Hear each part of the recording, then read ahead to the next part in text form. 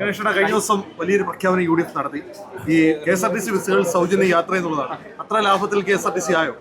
ഇല്ല, ലാഭത്തിലൊന്നും ആയിട്ടില്ല. KSRTC ദൈനംദിനമുള്ള വരുമാന നഷ്ടം കുറയ്ക്കുകയും പിന്നെ KSRTC ദൈനംദിനം ചെലവിനേക്കാൾ കൂടുതൽ വരവ് നേടാൻ തുടങ്ങിയിട്ടുണ്ട്.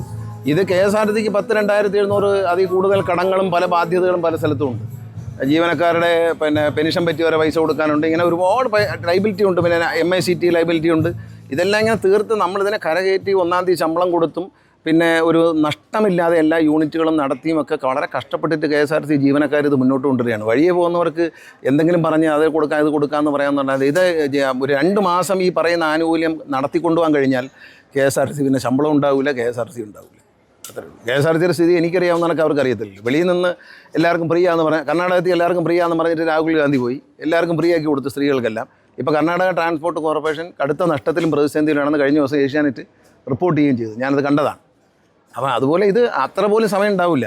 ഇത് 1 മാസം പോലും പോവില്ല. കാരണം ഇത് പറയുമ്പോൾ എന്താ പറയുക, നമ്മൾ ഈ ഇലക്ഷൻ വരുന്നതെന്ന് പറഞ്ഞിട്ട് പൊതു ഖജനാവിലെ പണം എടുത്ത് ദൂർത്തടിച്ച് വോട്ട് വാങ്ങിക്കാൻ ശ്രമിക്കുന്നത്. ഇവർ നേരത്തെ പറഞ്ഞല്ലോ, ഈ 2,000 രൂപ 1,600 രൂപ 2,000 രൂപയാക്കി കൊടുത്തതെന്ന് പറഞ്ഞ് പിണറായി സർക്കാർ കൈക്കൂലി കൊടുത്തെന്നാണ് പറഞ്ഞത് ജനങ്ങൾക്ക്. അതേ അഭിപ്രായമല്ലേ 3,000 ആക്കി കൊടുക്കാമെന്ന് പറയുമ്പോഴും. ഇവർ പറഞ്ഞതല്ലേ ഉള്ളൂ. UDF സർക്കാരിൻ്റെ കാലത്ത് 600 രൂപയായിട്ട് വർദ്ധിപ്പിച്ചു, 500 രൂപ 600 രൂപയായിട്ട് വർദ്ധിപ്പിച്ചു. ആ 100 രൂപയുടെ വർധനവ് 18 മാസം കൈമാറിയില്ല. 18 മാസം കൈമാറാതെ അവർ അധികാരത്തിൽ നിന്ന് പോയതിന് ശേഷം ബാക്കി കൊടുത്തതും പിന്നെ വർദ്ധിപ്പിച്ച് 1,600 ആക്കിയതും അത് 2,000 ആക്കിയതും 1ഉം 2ഉം പിണറായി സർക്കാരാണ്. അപ്പോൾ അത് പറഞ്ഞപ്പോൾ കൈക്കൂലിയാണെന്ന് പറയുക, ഇത് പറയുമ്പോൾ നല്ലതാണെന്ന് പറയുക. അത് രണ്ടും ശരിയല്ല. KSRTCക്ക് ഇത് താങ്ങാൻ പറ്റത്തില്ല. കാരണം നിലവിലുള്ള ആനുകൂല്യങ്ങൾ എനിക്ക് തോന്നുന്ന ഈ മീഡിയ പേഴ്സണ് കൊടുക്കുന്ന പാസുകൾക്ക് മാത്രമാണ് KSRTC റീഇംബേഴ്സ്മെൻറ്റ് PRDയിൽ നിന്ന് കിട്ടിക്കൊണ്ടിരുന്നത്. ഇപ്പോൾ ഉണ്ടോയെന്നറിയില്ല, നേരത്തെ കിട്ടിക്കൊണ്ടിരുന്നത്. ബാക്കി എല്ലാ സൗജന്യങ്ങളും കുട്ടികളുടെ സൗജന്യം അടക്കം ഒന്നും കൊടുത്തിട്ടില്ല. പക്ഷേ ഇപ്പോൾ കഴിഞ്ഞ 5 വർഷമായി 2ാം പിണറായി സർക്കാർ വന്നതിന് ശേഷം അതിന് 10,000 കോടി രൂപ KSRTC കൊടുത്തിട്ടുണ്ട്. അതൊരു മാസം 50 കോടി രൂപ ശമ്പളം കൊടുക്കാനും ഏതാണ്ട് 74 കോടി രൂപ പെൻഷൻ കൊടുക്കാനുമായിട്ട് കൊടുത്തുകൊണ്ടിരിക്കുകയാണ് ഈ സർക്കാർ. അങ്ങനെ കൊണ്ടുപോയിട്ടാണ് ഇത് നമ്മളിങ്ങനെ കൊണ്ടുപോകുന്നത്. അത് സർക്കാർ കൊടുക്കുന്ന ആനുകൂല്യം ഇതിൽ കൂടുതൽ എങ്ങനെ കൊടുക്കാൻ പറ്റുന്നത്? അത് കൊടുക്കുന്നുണ്ടല്ലോ, കൺസെഷൻ കൊടുക്കുന്നുണ്ടല്ലോ. ഇല്ല, അത് കിട്ടേണ്ട കാര്യമില്ല. കാരണം തന്നെ അത് നമ്മൾ കണക്കാക്കുന്നത് വെച്ചാൽ ഒരു ബസ്സിനകത്ത് 2-3 യാത്രക്കാർ കൂടുതൽ വരില്ല. പിന്നെ ഒരു 2, 5, 10 സീറ്റുകൾ ഒഴിഞ്ഞു കിടക്കാറുണ്ട്. അത് കൊടുത്തതെന്ന് പറഞ്ഞാൽ അത് കീമോതെറാപ്പിക്ക് പോകുന്നവർക്കും റേഡിയേഷന് പോകുന്നവർക്കും അവർ താമസിക്കുന്ന സ്ഥലത്ത് നിന്നും അവർ പോകുന്ന ആശുപത്രിയിലേക്കാണ് സൂപ്പർ ഫാസ്റ്റ് മുതൽ ഇങ്ങോട്ട് കൺസെഷൻ കൊടുത്തേക്കുന്നത്. അതുകൊണ്ട് നമുക്കൊന്നും സംഭവിക്കാനില്ല. അതൊരു ചെറിയ സംഖ്യയുള്ളൂ. കാരണം ഒരു ബസ്സിൽ ഒരു 10 ബസ് പോകുമ്പോൾ ചിലപ്പോൾ ഒരാളെ കാണുകയുള്ളൂ. കാരണം നമ്മൾ 2,000-ഓളം 3,000-ഓളം അപേക്ഷ കിട്ടി. അതിൽ 2,600 എണ്ണം നമുക്ക് കൊടുക്കാൻ കഴിഞ്ഞിട്ടുണ്ട്. അതിങ്ങനെ അവർക്ക് വീട്ടിലെത്തിച്ചു കൊടുക്കുകയാണ്. അത് ആ രോഗം മാറുമ്പോൾ രോഗം ഭേദപ്പെടട്ടെ എന്നാണ്. ഞങ്ങളതിനകത്ത് ക്യാൻസർ കാർഡൊന്നും എഴുതിയിട്ടില്ല, ഹാപ്പി ലോങ് ലൈഫ് എന്നാണ് കാർഡിൻ്റെ പേര്. ആ അസുഖം മാറിയെന്ന് ഡോക്ടർ സർട്ടിഫൈ ചെയ്യുമ്പോൾ ഇത് തീർന്നു, അടുത്ത ആളിനാവും. നല്ല സ്വന്തമായി കാറുള്ള ഒരു സ്ത്രീ നാളെ ബസ്സിൽ കയറി എറണാകുളത്തേക്ക് പോകുന്നു, ഫ്രീ ആണോ? അതെന്ത് പാവപ്പെട്ടവരോടുള്ള സമീപനമാണത്? അതിന് ആവശ്യം എന്താണ്? നിങ്ങൾ തന്നെ പറയും, ജനങ്ങൾ പറയട്ടെ. നല്ല കാറുണ്ട്, എൻ്റെ വീട്ടിൽ ബെൻസ് കാർ കിടപ്പുണ്ട്, എൻ്റെ വീട്ടിലെ സ്ത്രീകളെല്ലാം ഇതിൽ കയറി ഫ്രീ ആയിട്ട് പോകും എന്ന് പറഞ്ഞാൽ എന്താ? പല റേറ്റില്ലേ. ഇപ്പോൾ ബാംഗ്ലൂരേക്ക് പോകണം, 2,000 രൂപയോളം ടിക്കറ്റ് ഫെയർ വരും വണ്ടിക്ക്, AC വണ്ടിക്കൊക്കെ. അത് ഫ്രീ ആക്കി കൊടുത്താൽ ആര് കൊടുക്കുന്ന പറഞ്ഞു? കർണാടകത്തിൽ നശിപ്പിച്ചു. അത് ഇവിടെ ഇനി ഇത് രക്ഷപ്പെട്ട് വന്നുകൊണ്ടിരിക്കുകയാണ്. ഒരു 4-5 മാസമായിട്ട് ഇത് ഒരുവിധം പച്ച പിടിച്ച് വരുന്നു. നമുക്കെല്ലാവർക്കും, മാധ്യമങ്ങൾക്കും ജനങ്ങൾക്കും KSRTC ജീവനക്കാർക്കും സംതൃപ്തിയും സന്തോഷവും നൽകുന്നൊരു വാർത്തയാണ് KSRTCയുടെ ഉയർച്ച. അത് കഠിനാധ്വാനമാണ്. ആ ജീവനക്കാരുടെയും ഉദ്യോഗസ്ഥരുടെയും ഒക്കെ വളരെ നമ്മൾ കൊടുക്കുന്ന എന്ത് നിർദ്ദേശവും അവർ ശക്തമായി നടപ്പിലാക്കുന്ന അവരെ കഠിനാധ്വാനമാണ്, അവരെ നല്ല പെരുമാറ്റമാണ്.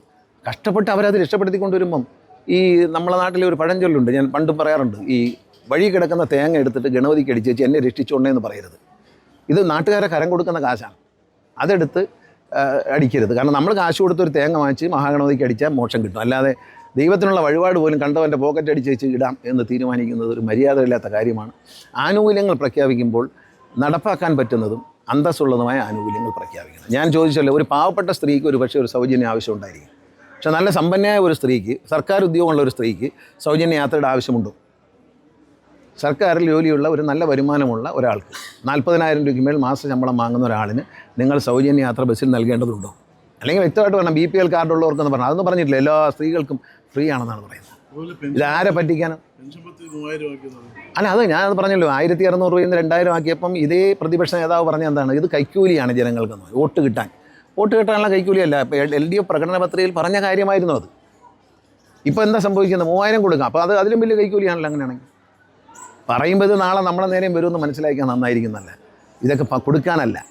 ഞാൻ പറഞ്ഞല്ലോ, 600 രൂപ 500 രൂപയിൽ നിന്ന് 600 രൂപയാക്കി കൊടുത്ത സർക്കാർ 18 മാസവും 5 പൈസ പോലും വർദ്ധിപ്പിച്ച് കൊടുക്കാതെ, ഈ 500 കൊടുത്തില്ല 600 കൊടുത്തില്ല, കൊടുക്കാതെ അത് മുഴുവൻ കുടിശ്ശികയിട്ട് ഇറങ്ങിപ്പോയ ഒരു സർക്കാർ അവരിനി വന്നതിന് ശേഷം 3000 കൊടുക്കും എന്ന് പറഞ്ഞാൽ വിശ്വസിക്കാൻ കേരളത്തിലെ ജനങ്ങൾ അത്രയ്ക്കും അരിയാഹാരം കഴിക്കാത്തവരാണോ?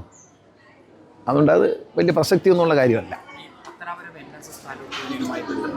അതുമായിട്ട് ബന്ധപ്പെട്ട് ഒരു കുഴപ്പമില്ല, വെറുതെ പറഞ്ഞുണ്ടാക്കുന്നതാണ്. മനോരമ പത്രം ഇങ്ങനെ പറഞ്ഞുകൊണ്ടേയിരിക്കും, അത് കാര്യം. NSSൻ്റെ കാര്യങ്ങൾ NSSൻ്റെ ജനറൽ സെക്രട്ടറി തീരുമാനിക്കും. പത്തനാപുരം താലൂക്ക് NSS യൂണിയനിൽ ഒരു കുഴപ്പവുമില്ല.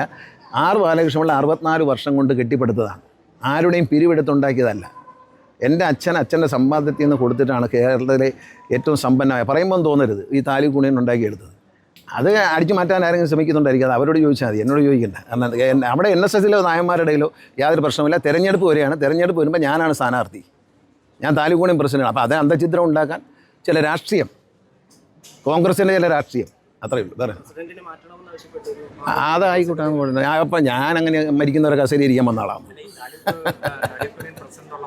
ഏത് താലൂക്ക് യൂണിയൻ പ്രസിഡന്റാണ്? എൻ്റെ അച്ഛൻ മാത്രമേ മരിക്കുന്നവരെ ഇരിക്കാൻ പറ്റുള്ളൂ, വേറെ ആർക്കും ഇരിക്കാൻ പറ്റിയിട്ടില്ല. ഇനി ഒട്ട് പറ്റത്തുമില്ല. അതൊക്കെ സ്വാഭാവികമായ കാര്യങ്ങളില്ല, അതൊക്കെ വലിയ സംഭവമാണ്.